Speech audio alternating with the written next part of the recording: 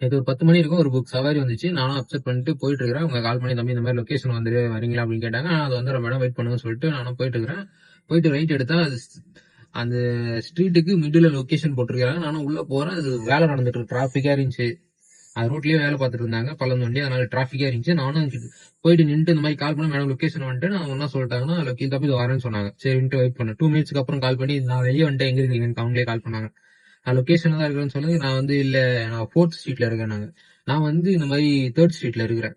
சரி ஓகே அப்படின்னு சொல்லிட்டு நானும் சரி ஓகே வெயிட் பண்ண மேடம் நான் யூட்டன் பண்ணிட்டு அந்த ஸ்ட்ரீட்டுக்கு வரேன்னு சொல்லிட்டு யூட்டன் பண்ணிட்டு வர்றதுக்கே மறுபடியும் எனக்கு ஒரு 3 மினிட்ஸ் ஆயிடுச்சு. ஏன்னா அது ஒரு ரோடு வேற செம்ம டிராபிக் ஆயிடுச்சு. யூட்டன் பண்ணிட்டு வந்துட்டு அந்த தெருவுல இருந்து வெளியே வர்றதுக்குள்ள கேன்சல் பண்ணிட்டாங்க. எனக்கு செம்ம வெறுப்பாயிருச்சு. என்னடா இப்படி பண்ணிட்டாங்கன்னு சொல்லிட்டு அந்த ஸ்ட்ரீட்ல தான் வெளியும் போனோம். நான் அந்த 4th ஸ்ட்ரீட்டை பாத்துட்டேன். 4th ஸ்ட்ரீட் உள்ள எட்டி பார்த்தா ஒருத்தர் நின்றுட்டு இருந்தாங்க. அங்க எல்லோ கலர் சுடிதார் போட்டு அவங்க தான் இருக்கும்னு நினைச்சேன்.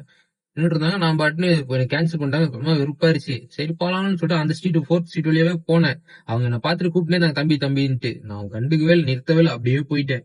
எதுக்கு புக் பண்ணணும், புக் பண்ணிட்டு எதுக்கு கேன்சல் பண்ணணும், நான் தான் வரேன்னு சொல்லிட்டேன். அவங்களுக்காக தான் நான் 1.5 கிலோமீட்டர் டிராவல் பண்ணியே வந்திருக்கேன்.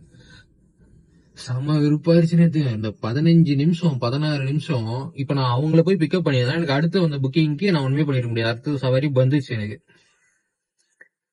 நான் வாழ்க்கை செம்ம வெறுப்பாயிருச்சு நேத்து. தான் ரொம்ப இதுவாச்சும் பரவாயில்ல. இது அவங்கள பார்த்ததுக்கு அப்புறம் கேன்சல் பண்ணாங்க. சிலர்லாம் புக் பண்றாங்க கேன்சல், புக் பண்றாங்க கேன்சல், கேன்சல் கேன்சல் கேன்சல் மட்டும் தான் பண்ணிட்டே இருக்காங்க. வெறுப்பா எப்படி சொல்லுது.